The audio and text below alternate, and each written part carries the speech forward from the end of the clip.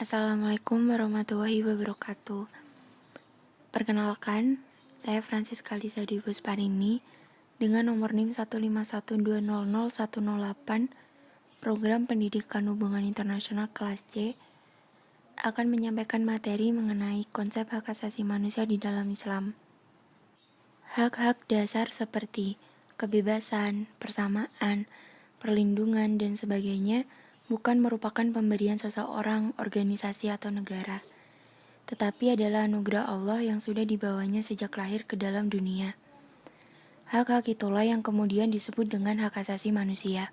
Dalam sudut pandang Islam, hak asasi manusia sudah diatur berdasarkan atau berpedoman pada Al-Quran dan Hadis. Pengertian hak asasi manusia.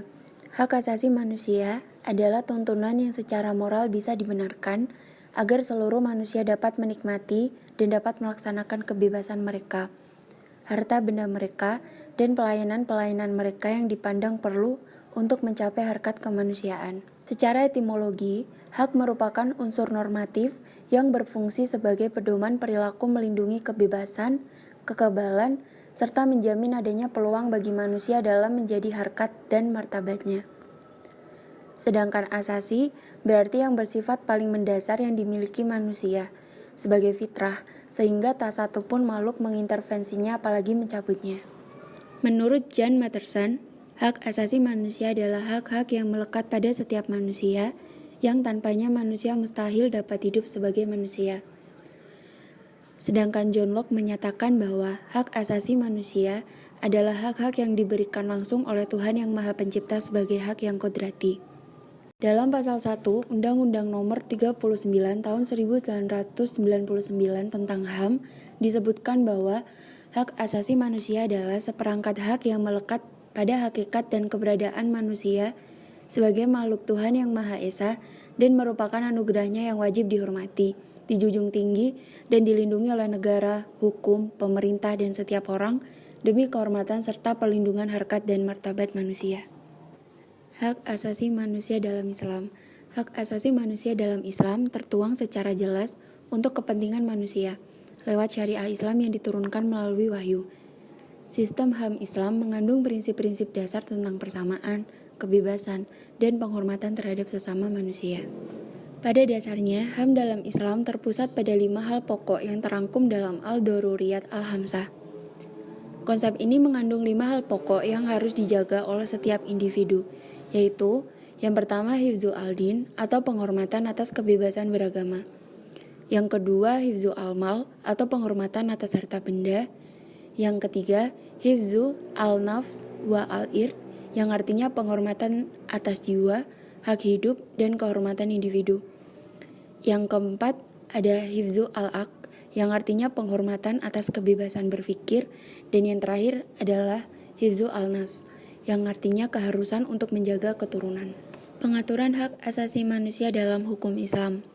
Al-Quran dan Sunnah sebagai sumber hukum dalam Islam memberikan penghargaan yang tinggi terhadap hak asasi manusia.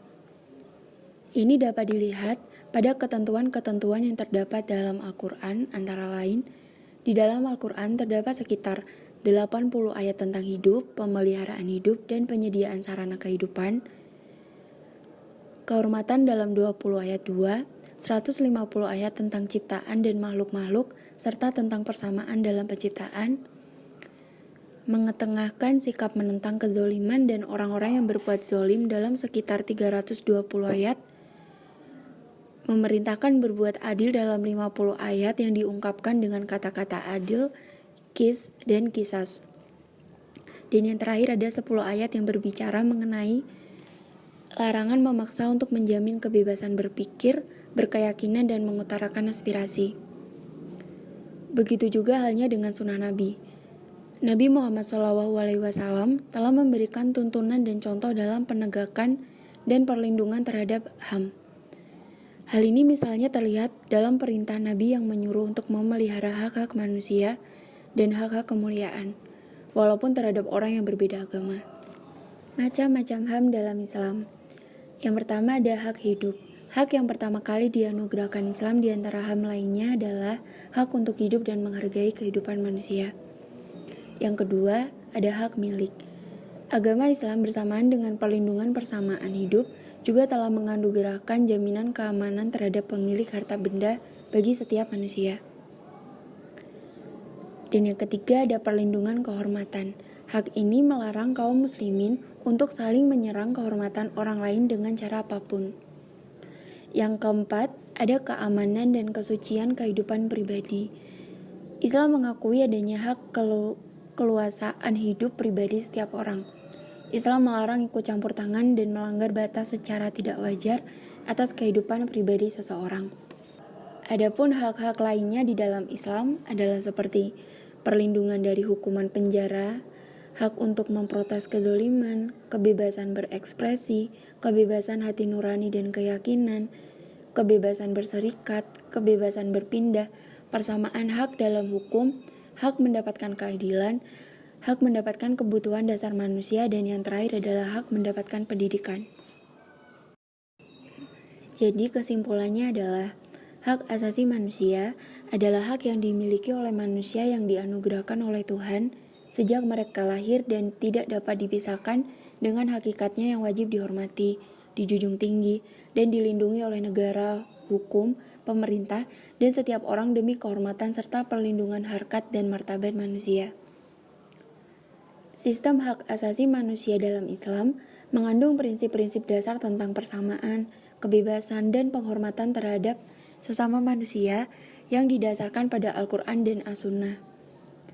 Persamaan artinya Islam memandang semua manusia sama dan mempunyai kedudukan yang sama. Satu-satunya keunggulan yang dinikmati seorang manusia atas manusia lainnya hanya ditentukan oleh tingkat iman dan ketakwaannya. Sekian materi yang dapat saya sampaikan. Apabila ada kurangnya mohon dimaafkan. Wassalamualaikum warahmatullahi wabarakatuh.